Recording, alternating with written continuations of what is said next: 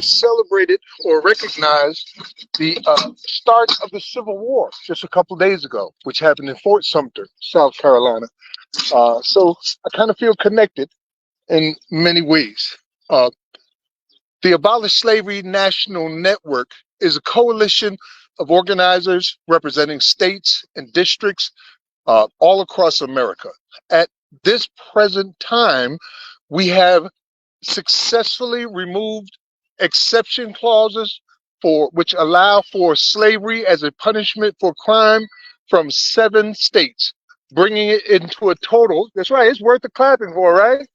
7 states, bringing it to a total of 8 states, because Rhode Island was the only state that actually abolished slavery without a caveat, and they did that in the 1850s. Not again did you see anything like that occur until 2018, when Colorado became the first state to remove a slavery exception clause from their constitution that allowed for slavery and involuntary servitude as a punishment for crime. Since then, we have gotten over 30 states involved. For the years of 24, 25, and 26, there are 30 states behind us with legislation at some point or another moving forward through the legislative system. So there's a lot of hope ahead. Now, why are we doing this? Because we're here on Emancipation Day in Washington, D.C. It's the day when Lincoln did this, right? When he supposedly freed the slaves. But what many people don't know is that they had already put into place a transition from chattel slavery, where the individual could own people, to prison slavery, where the state became the owner of people. And that transition was known as convict leasing. Convict leasing did not begin in the South, it actually began in the North. Vermont was the first state to introduce an exception clause into their constitution in order to exploit prison labor, and they did it in 1777. Then 8 other states did the same thing, including D.C., which is not a state, but did the same thing all the way up until 1865, when it was introduced into the 13th Amendment. Not many of us realized what was going on at that point, that they had legalized slavery and involuntary servitude, and convict leasing boomed in this nation. At one point in Alabama, the GDP was based on slavery, 90% of it. In 1874, 70% of their GDP was based on convict leasing. So it just went from one thing to another thing right after that. Even in places like Texas, where they celebrate Juneteenth, again, the alleged end of slavery, convict leasing thrived. And in convict leasing, many historians say it's worse than slavery. Now, why would they say that? It's because during chattel slavery, there was some concern for your merchandise, whether or not they lived or died, whether or not they were healthy or strong, whether or not they could have babies or not. But when it came to convict leasing, there was a slogan, a saying that said, "One dies, get another." There was a book by J. Mancini called Convict Leasing in the American South, 1865 to 1928, where he said that with prisoners so plentiful, the only difference between slavery and convict leasing was that prisoners were so plentiful. I got that a little backwards, but I think you understood what I meant. The only difference was prisoners were so plentiful. So if they would work you, they could literally work you to death, and if you died, they'd get somebody to replace you just that easy. They criminalized black life with things like black codes and pig laws, which turned our communities into basically shopping malls for enslavers, where whenever they needed employment in a mine or on a plantation, they would just go get us for loitering or vagrancy or looking at somebody wrong, or just make something up in order to put them into these prisons and jails and work them for free. And the average lifespan for inmates during this period was only 10 years. 10 years. And we're not talking about just adults. This happened to men, women, and children. Convict leasing allegedly was abolished in this country, with the last state being Alabama in 1928 to give it up. But that's not the case even today. The Associated Press came out with an article several weeks ago, you may remember, where they showed how even Alabama is still using convict leasing. They had inmates on the an egg farm. Uh, at the moment, I'm trying to think of the name. Hickman Farms, where they had Hickman's Farms, where the inmates were living on the farm, working for free or pennies on the dollars for Hickman's Farm. They were working at McDonald's. They had followed the trucks from the prisons where the inmates were dropped off at McDonald's. They put on a suit, they go to work, and then they go back to prison at the end of the day. They even stopped by a slave plantation where they dropped two black men off into a kitchen to go in there and cook food for the tourists who was there. And these were incarcerated individuals who were being leased out at a freaking plantation. Amazing. You know, I want to talk about a couple things and then I'm close it up. One, what if versus what is. We have tried so many times to get this issue pushed to the forefront and get our bills passed.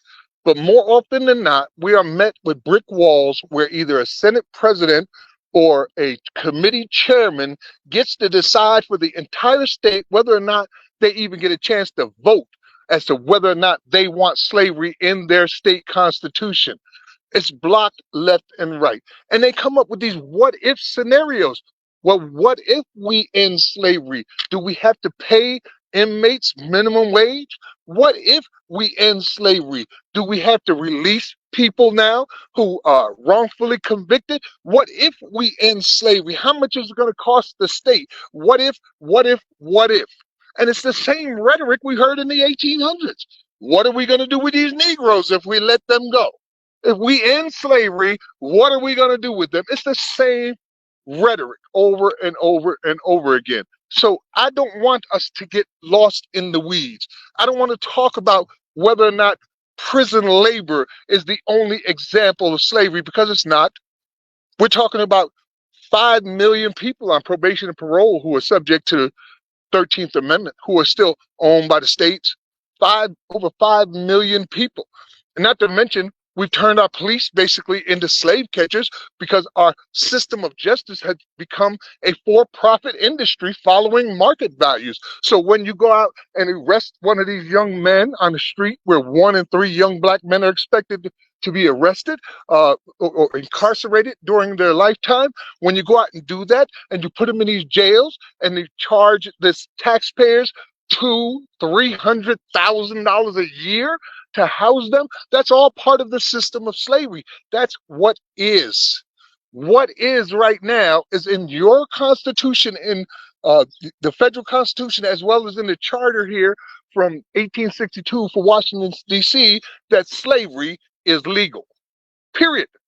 And that, ending that, is worth every fight we're involved in. We don't need to fight over whether inmates get paid. Slavery is legal. How about if we just end that and begin there? That's worth the fight. Just today, I read the news that in Dublin, California, a women's prison was closed down. And the women who were in the prison are being transferred to other prisons. Why? Because the guards were raping them. The guards were molesting them. And this is all part of slavery. It's all part of a system of slavery. Sexual exploitation has always been connected to slavery. You have these captive women that you're taking advantage of, and it's gotten so bad that the whole damn prison needed to be shut down and the women sent off to other places. And it's not the first time, and it won't be the last time. The same thing has occurred in places like Tutwiler's prison in Alabama, as well as other facilities. This is unacceptable. We want one thing and one thing only. We want slavery to be illegal in this country. Just as you said it was supposed to be. Just as this is supposed to represent emancipation, how can you possibly have freedom, justice, equality, while slavery is still legal in your constitution? And not only is it legal, it's in freaking practice. every single day, where men and women and children are being hunted in the street, criminalized like they did with the black codes and vagrancy laws, to the point where in 2017 we had more arrests for personal possession of marijuana than we had for all violent crimes combined. This has got to end. Slavery should be illegal in this country right now. And since it's not, the ASNN is here to make sure that it does happen. I want to give you some hope. As I said, there's over 30 states right now. More than half the country is involved in this effort to do what we're doing: remove exception clauses or insert anti-slavery language into those states that don't have any language to protect the citizens. So hope is right around the corner, and we have been succeeding. I want to close out by asking you for your help. Please go to our website, abolishslavery.us. You'll find many resources there to help educate you on this issue, as well as the ability to be able to join our mailing list, volunteer your efforts, as well as your money and your resources and time to help us end slavery in the United States for the first time completely across this country. And we also have, as was mentioned by Sarah, a federal joint resolution, Senate Joint Resolution 33, which will introduce a brand new amendment that will counter the 13th Amendment, where there will be no slavery or involuntary servitude, including as a punishment for crime. I'm not saying all inmates are innocent. I'm not saying they're all guilty. What I am saying is, I don't care what you did. There is no justification for turning somebody into property and then selling them on the open market in the form of jail bonds and prison stocks. That is unacceptable. Thank you very much. God bless. Have a blessed day.